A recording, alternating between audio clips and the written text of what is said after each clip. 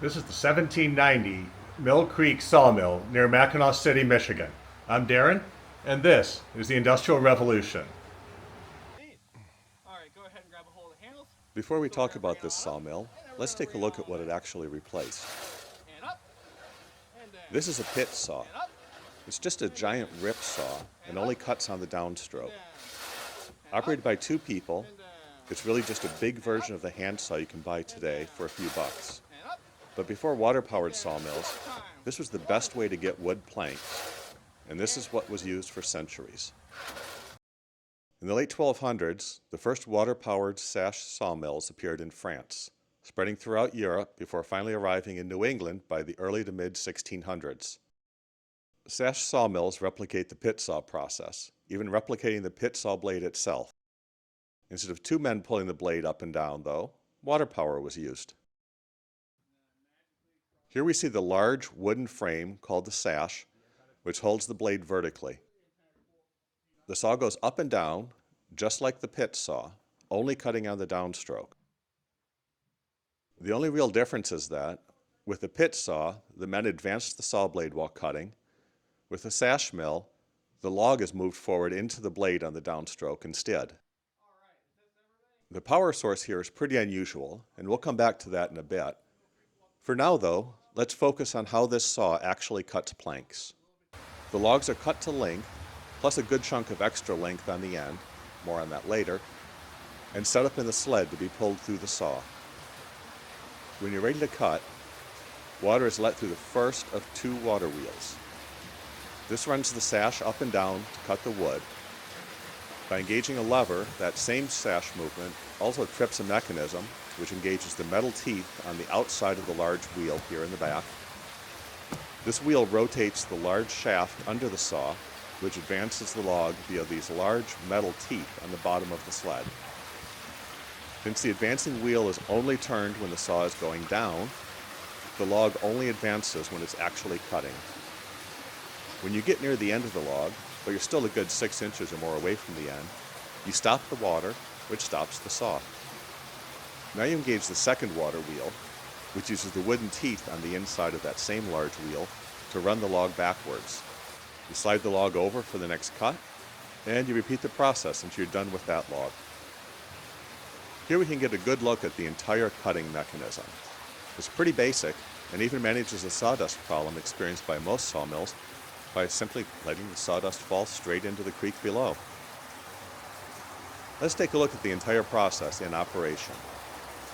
We're going to get this thing running. So, here we go.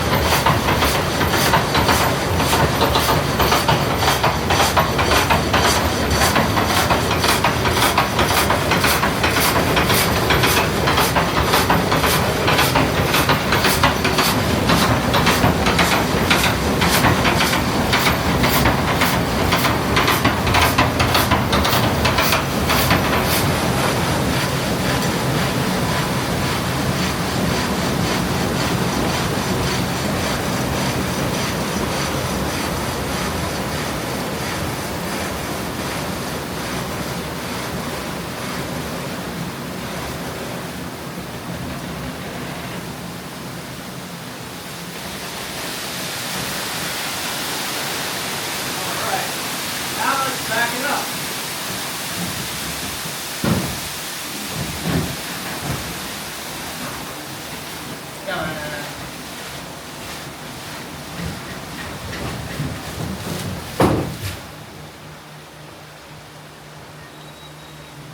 And that's how it works. Pretty impressive, isn't it? Before we take a look at the power source, let's take a look at the history of this mill. So this is the Straits of Mackinaw. This has been recognized by humans as long as, well, humans have been here. Native Americans used it. When the Europeans arrived, the fur trade used it. There's forts built up here because of the strategic importance of the area. The wind and currents through here are pretty rough, and the storms can be brutal. For scale, that's the Mackinaw Bridge connecting Michigan's upper and lower peninsulas, and it's 5 miles or 8 kilometers long. As you can see, today there's a lot of traffic on the bridge and freighter traffic under it. This ship is traveling from Lake Michigan to Lake Huron. This traffic isn't new by any means. Humans have been here and recognize both the commercial and strategic importance of this place for a long, long time. That's why, in 1790, Robert Campbell built the original sawmill here to supply the frontier settlements, the fur trade, and the forts with sawn lumber. This includes much of the lumber used to do repairs at the fort over on Mackinac Island, and critically, the lumber used to build the island's mission church and mission house. In the early to mid-1800s, the demand for beaver pelts declined, in part due to sharp declines in the beaver population, but also due to shifting fashion trends, especially in England, with men's hats shifting towards silk instead of beaver. Finally, in 1839, due to the declining fur trade, the mill here was shut down and abandoned. Being a wooden structure and left in northern Michigan's sometimes brutal weather, the mill quickly decayed, and by the time anyone thought to look for it, there really wasn't much left. Interestingly, what was left was the mission church and house over on Mackinac Island. Analyzing the planks used in those buildings gave them some information, but more importantly, they analyzed those scrap blocks left over from the sawing process. Remember when they were cutting, they left a chunk at the end. That was done at the time to hold all the boards together while cutting, and then, after everything was cut, you could stack everything easily for shipping, since the planks were still held together and wouldn't shift around as much. When you got the planks where you needed them, you just cut the exact length you needed. That extra bit on the end? Well, that might get tossed into a fire, used to block things up, or buried into a wall somewhere. Fortunately, some of these have survived, and that's what allowed us to know the details of exactly how this sawmill worked.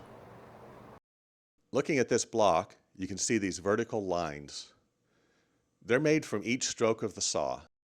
These are 1/3 of an inch apart, showing how far the log advanced with each cut. Analyzing these blocks, they were also able to determine the depth and angle of the teeth on the saw, which let them calculate the exact length of the blade.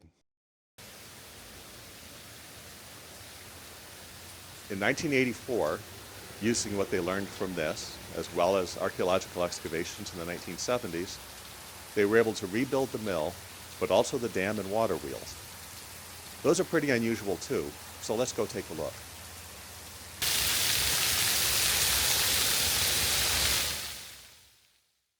This dam is a wooden crib dam.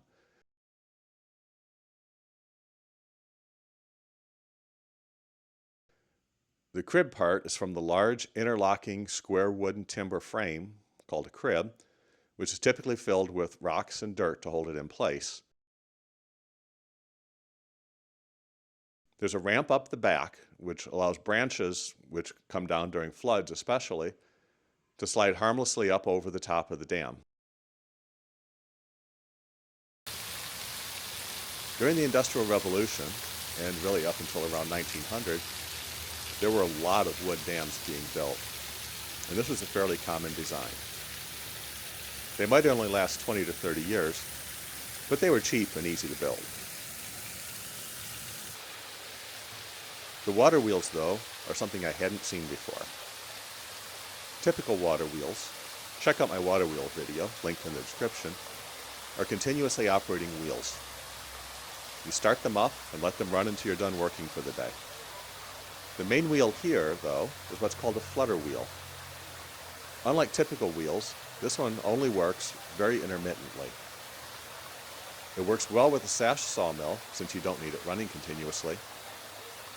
But it's also especially good here, since you have very low water flow much of the year, and also not much of a drop. So here's how it works. The large square structure above and behind the wheel is called the crib. The square interior is around 5 to 6 feet across and connected via the wooden sluice to the dam upstream. The large wheel you saw the sawyer crank to start and stop the saw is connected to a gate at the bottom of the crib. When you open that gate, this happens.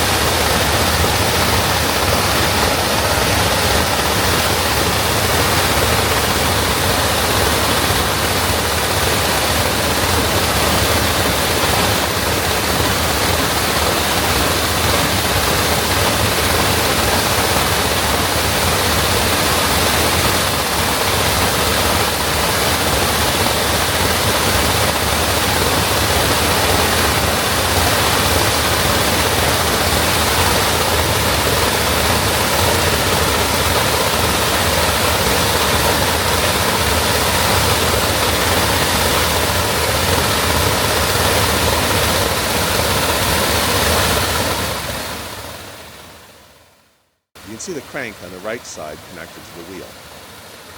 This crank is what's directly pushing and pulling on the sash, which holds the saw blade, and that, in turn, through levers, advances the log through the blade.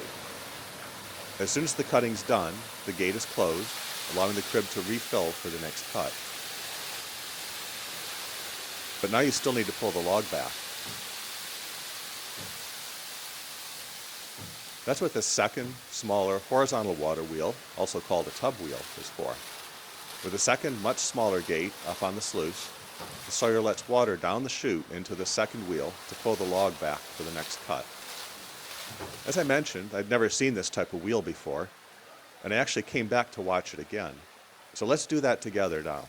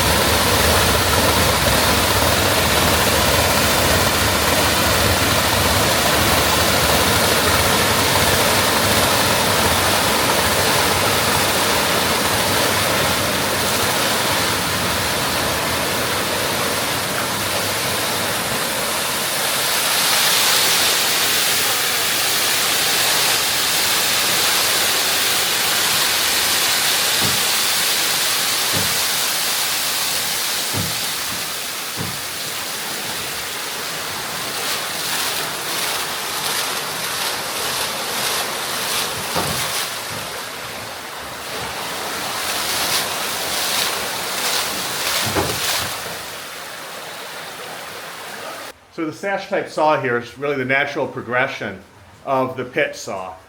And the pit saw, of course, goes way back.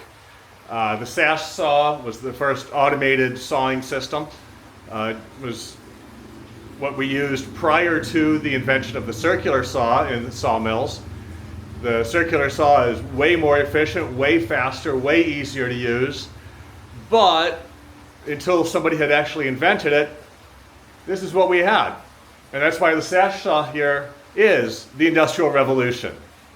Hey, just real quick before you go. If you could help me out, like, subscribe, share this video, hit notify so you know when new stuff comes out, that'd be great. Also, if you could help out financially, even better, patreon.com/industrial revolution, or click on the shop link here in the video or channel description. Go out to my affiliate store. Anything you put in your cart, the channel gets a percentage, helps cover all my travel costs, so I can keep coming out here on location to make these videos for you. Thanks a lot. I'll see you next week.